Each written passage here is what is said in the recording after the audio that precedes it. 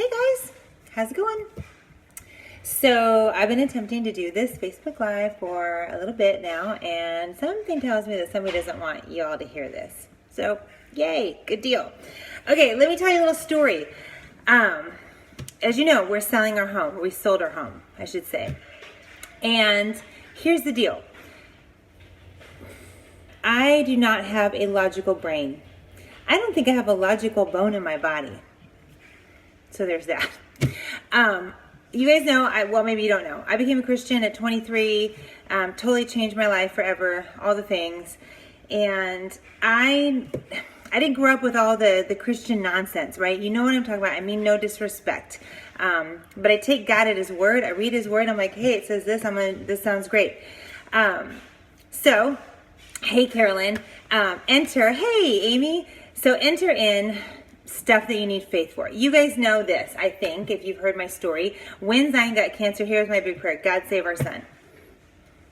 And then I read a verse that said, your healing will come quickly. And I never shared that with anybody because I didn't want any of the nonsense, the negative.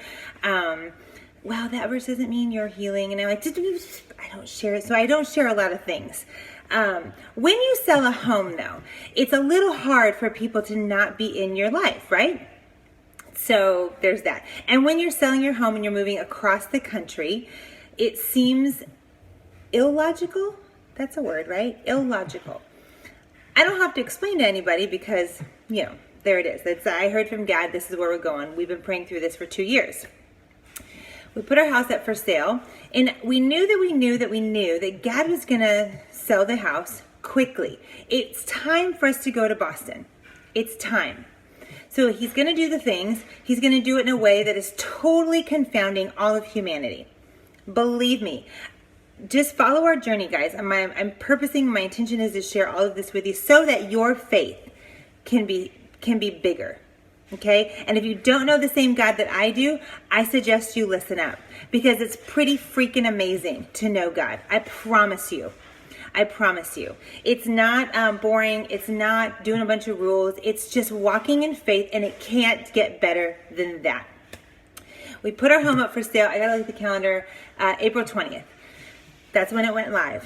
So we're like, okay. Our realtor says, the market's slow, 30 to 60 days, blah, blah, blah. Okay. We were waiting, but I'm like, God's going to sell. Mark was like, I've already prayed that we're going to have it done by April 30th. And our realtor, bless his heart. Y'all know what that means in Texas. When you say bless your heart, bless my realtor's heart. Let me back up. I think I should tell somebody this.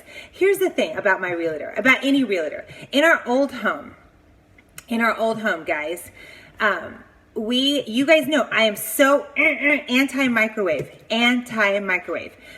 So we didn't have a microwave in our old home. We redid our house. We took out the microwave because we're like, say no to cancer. So we said no to cancer, no microwave. Our realtor says this, hey, if you want to sell this house, you're going to need to put a microwave in. And here's me. You mean to tell me that if my house does not have a cancer-causing, radiation-producing, $400 crappy microwave that somebody else can get on their own, it's not going to sell?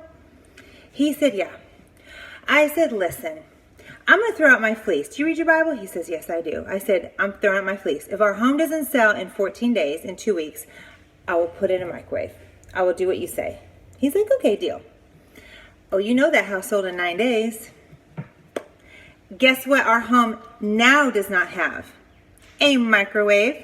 We walked into this house, you guys, after walking into countless houses, my poor children, and Jaron goes like this, I think this is your house. I'm like, why? I mean, it's gorgeous, but he says, because there's no microwave in the kitchen. I'm like, oh, look what God just did. Yes, He did. That's right. That's what's up. And so now, here we have another house that we're selling. And, you know how people are. Even our good, sweet, kind friends who love Jesus like we do, whose faith, sometimes it stretches my faith. They're like, you guys, the market's slow. It could take a while to sell your home. And I'm like, whatever. Like, I didn't care. But they cared. They were trying to explain away. Because here's what I need to tell you, guys. Our home went on the market on Friday. We didn't have any showings for days. Like our first showing was or the first call that we got to say, hey, you're gonna have a showing, was that next Thursday. And so on Friday, so 7 days later, we had one showing. Here's me. By Wednesday, right, here's my timeline. So 5 days in, I'm like, I wasn't even worried. I didn't care because I knew God is bigger. I know we're called to Boston. And like, even God, if it takes a year, who cares? I don't got to explain anything to anybody. However, all the people with all their chitter chatter. And I was so irritated because I got weary of hearing the chitter chatter when I didn't ask for your chitter chatter. You know, opinions are like, you know what? Everybody's got one. And so on Wednesday, here's me, blow dry my hair. Does anybody ever do this like a crazy person? You're like yelling at God and telling him what's up and doing the things. That was me. And I'm like, God, do something. Show up. I promise you, God, if you show up in a big way, I promise, I swear, I will tell everybody about it, and I will only give glory and honor to you because you are the one who created 400 million billion suns, right? He created something out of nothing. Something out of nothing. Please remember that as you watch our journey, guys. Something out of nothing.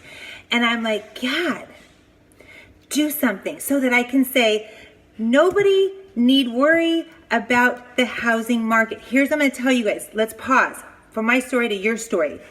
There is something that you are walking through and you're putting that logical freaking brain into it. Stop that. God is not logical like humans are. God does not care if the housing market is slow. God does not care if you have $2 in your bank account and you have thousands and thousands of bills due. He does not care. That is totally within his wheelhouse to take care of this. I promise you. I promise you. So that is why I'm like, okay, God, do this.